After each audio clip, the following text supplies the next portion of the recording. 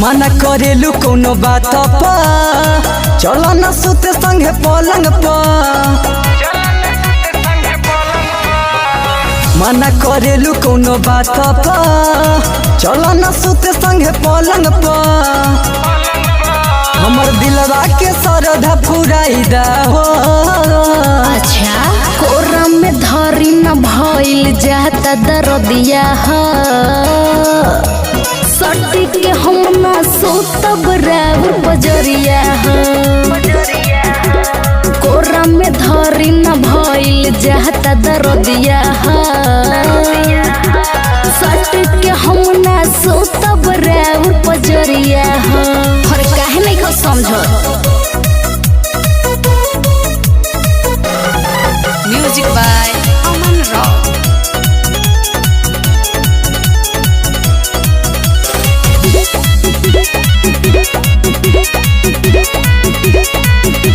कोना में चला मजा तू लेला एहो मोर सजनिया काहे छोड़ी न बैया दुखे कलैया एहो मोर सैया। कोना में चला मजा तू लेला एहो मोर सजनिया छोड़ी न बैया दुखे कलैया एहो मोर सैया। जन तू ही बड़ू हमर में हरिया हो। अच्छा कोरा में धरी न भइल जाता दरदिया ह सटी के हम ना सोतब राउर बजरिया ह। अरे राजा कोरा में धरी न भइल जाता दरदिया ह सट के हम ना सोतब राउर बजरिया ह। हटे ना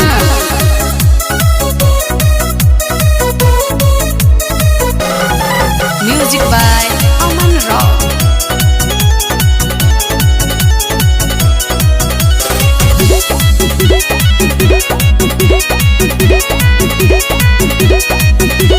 मुँह मीठा कराइब तोहर पापा जब कहाई। अच्छा दीपक नीत सोए है साल सरधराउर पुराइब।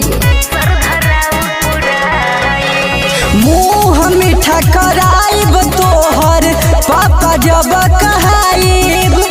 दीपक नीत सोए है साल सरधराउर पुराइब। तब काहे करेलू बहाना हो। हर काहे नहीं खसम कोरा में धरी न भइल जाता दरदिया ह सटी के हम ना सोतब राउर बजरिया ह। अरे राजा कोरा में धरी न भइल जाता दरदिया ह सटी के हम ना सोतब राउर बजरिया ह। अरे हटे ना।